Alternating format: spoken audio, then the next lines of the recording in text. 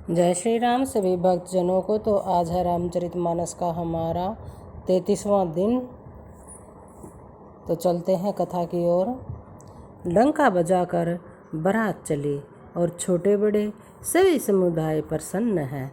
रास्ते के गांव में स्त्री पुरुष सभी रामचंद्र जी को देखकर नेत्रों का फल पाकर सुखी होते हैं। बीच बीच में सुंदर मुकाम करती हुई तथा मार्ग के लोगों को सुख देती हुई वह बारात पवित्र दिन में अयोध्यापुरी के समीप आ पहुँचे। नगाड़ों पर चोटें पड़ने लगी और सुंदर ढोल बजने लगे और भेरी और शंख की बड़ी आवाज़ हो रही है। हाथी घोड़े गरज रहे हैं। विशेष शब्द करने वाली झांझे, सुहावनी डफलियाँ तथा रसीले राग से शहनाइयाँ बज रही हैं।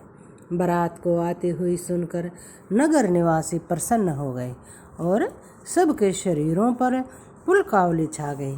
सबने अपने अपने सुंदर घरों, बाजारों और गलियारों, चौराहों और नगर के द्वारों को सजा दिया। सारी गलियां अर्गजे से सिंचाई गई। जहाँ तहाँ सुंदर चौक पुराए गए और तोरणों, ध्वजा, पताकाओं और मंडपों से बाजार ऐसा सजा कि जिसका वर्णन ही नहीं किया जा सकता। फल सहित सुपारी, केला, आम, मौलसरी, कदम्ब और तमाल के वृक्ष लगाए गए। वेल लगे हुए सुंदर वृक्ष फलों के भार से पृथ्वी को छू गए हैं, यानी कि उन पर काफ़ी मात्रा में फल आ चुके हैं। उनके मणियों के थाले बड़ी सुंदर कारीगरी से बनाए गए हैं। अनेक प्रकार के मंगल कलश घर घर सजाकर बनाए गए हैं। श्री रघुनाथ जी की पूरी अयोध्या को देखकर ब्रह्मा आदि सब देवता सिहाते हैं। उस समय राजमहल अत्यंत शोभित हो रहा था। उसकी रचना देखकर कामदेव का भी मन मोहित हो जाता था।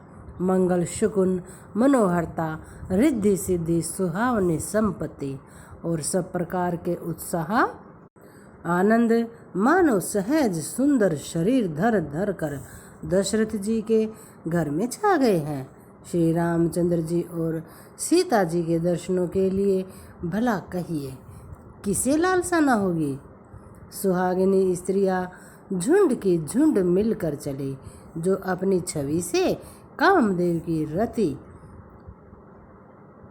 स्त्री रति का भी निरादर कर रही थी। सभी सुंदर मंगल द्रव्य एवं आरती सजाए हुए गा रही है, मानो सरस्वती जी ही बहुत से वेश धारण किए गा रही है।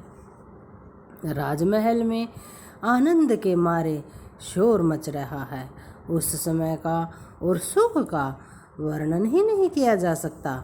कौशल्या जी आदि श्री रामचंद्र जी की सब माताएं प्रेम के विशेष वश में होने से शरीर की शुद्ध बुद्ध भूल गई है। गणेश जी और त्रिपुरारी शिव जी का पूजन करके उन्होंने ब्राह्मणों को बहुत सा दान दे दिया। वे ऐसी परम प्रसन्न हुई मानो अत्यंत दरिद्री चारों पदार्थ पा गया हो। सुख और आनंद से विवश होने के कारण सब माताओं के शरीर शिथिल हो गए हैं। उनके चरण चलते ही नहीं हैं। श्री रामचंद्र जी के दर्शनों के लिए वे अत्यंत अनुराग में भरकर परछन का सब सामान सजाने लगी। अनेकों प्रकार के बाजे बजते थे।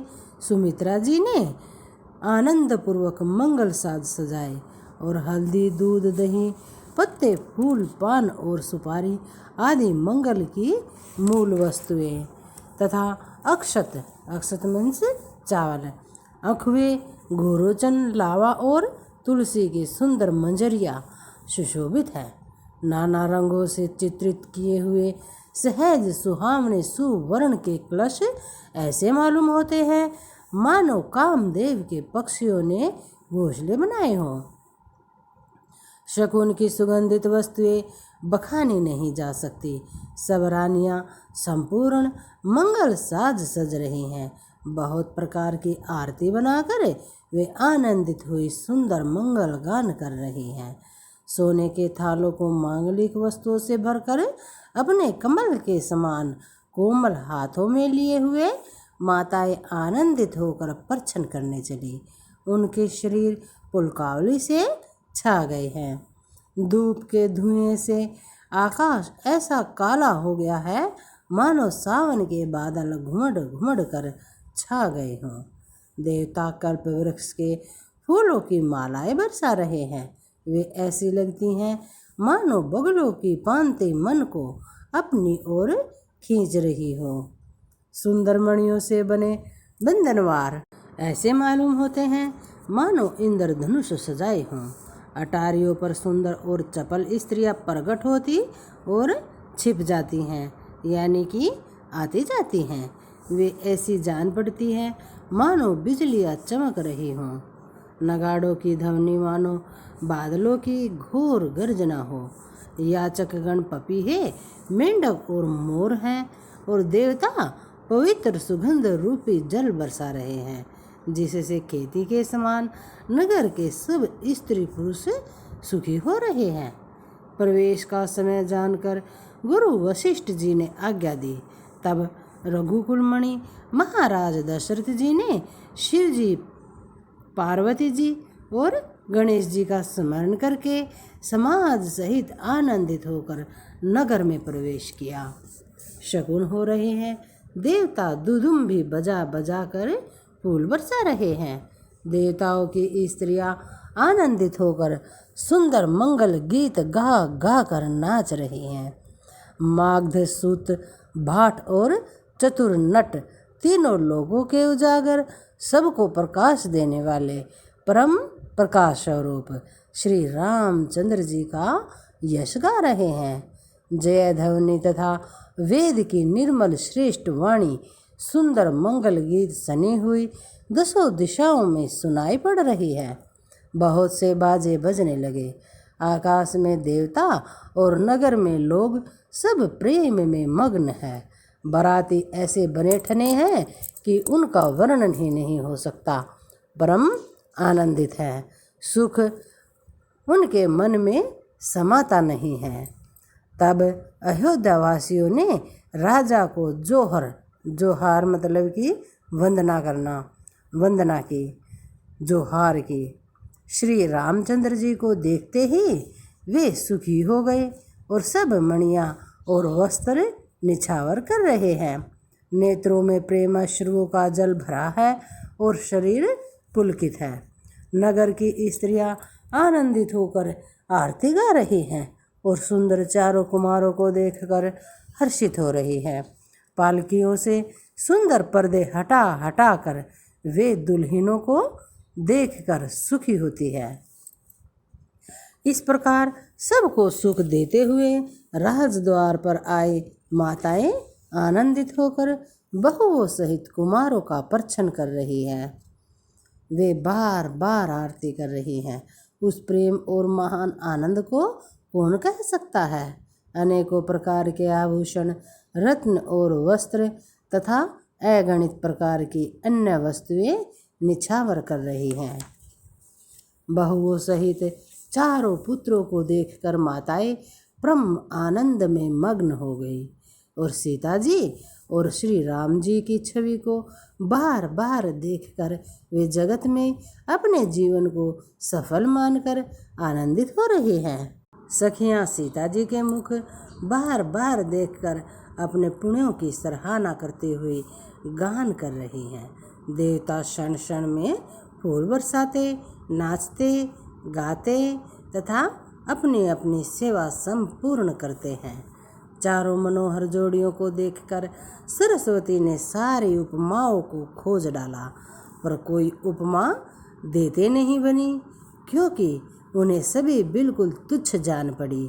तब हार कर वे भी श्री राम जी के रूप में अनुरक्त होकर एक टक देखती रह गई। वेद की विधि और रीति करके अर्घ पावड़े देते हुए बहुओं समेत सब पुत्रों को परछन करके माताएं महल में लेवा चली। स्वाभाविक ही सुंदर 4 सिंहासन थे, जो मानो कामदेव ने ही अपने हाथ से बनाए थे। उन पर माताओं ने राजकुमारियों और राजकुमारों को बैठा दिया और आदर के साथ उनके पवित्र चरण धोए। फिर वेद की विधि के अनुसार मंगलों के निदान दुल्हा और दुल्हनों की धूप दीप और नैवेद्य आदि के द्वारा पूजा की गई। माताएं बारंबार आरती कर रही हैं और वर वधुओं के सिरों पर सुंदर पंखे तथा चवर डल रहे हैं। अनेकों वस्तुएं निछावर हो रही हैं। सभी माताएं आनंद से भरी हुई ऐसी सुशोभित हो रही हैं मानो योगी ने परम तत्व को प्राप्त कर लिया हो, सदा के रोगी ने मानो अमृत पा लिया हो। जन्म का दरिद्री मानो पारस पा गया। अंधे को सुंदर नेत्रों का लाभ हुआ। गूंगे के मुख तो मानो सरस्वती आ विराजी हो और शूरवीर ने मानो युद्ध में विजय पा ली हो। इन सुखों से भी 100 करोड़ गुना बढ़कर माताएं आनंद पा रही हैं, क्योंकि रघुकुल के चंद्रमा श्री राम जी विवाह करके भाइयों सहित घर आए हैं। माताएं लोक रीति करती हैं और दुल्हा दुल्हना सहकुचाते हैं। इस महान आनंद और विनोद को देखकर श्री रामचंद्र जी मन ही मन मुस्कुरा रहे हैं। मन की सभी वासनाएं पूरी हुई जानकर देवता और पितरों का भली भांति पूजन किया गया। सबकी वंदना करके माताएं यही वरदान मांगती है कि भाइयों सहित श्री राम जी का कल्याण हो। देवता छिपे हुए अंतरिक्ष से आशीर्वाद दे रहे हैं और माताएं आनंदित हो आंचल भर कर ले रही हैं।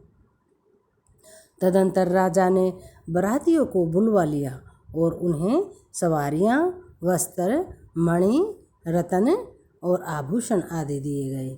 आज्ञा पाकर श्री राम जी को हृदय में रखकर वे सब आनंदित होकर अपने अपने घर चले गए।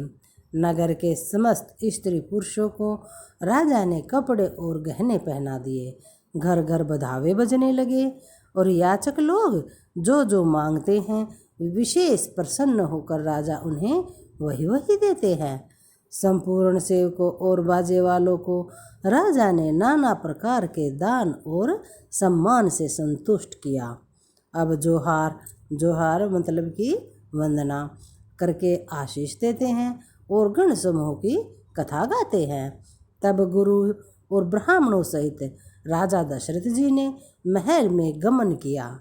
तो आज के लिए इतना ही, बाकी कल पढ़ेंगे। सभी भक्तजनों को जय श्री राम। आपको बताइए कि ये मैं कैसे पढ़ रही हूँ या गलत पढ़ रही हूँ, आपको कैसा लगता है मुझे कमेंट में लिख के ज़रूर बताएं। जय श्री राम।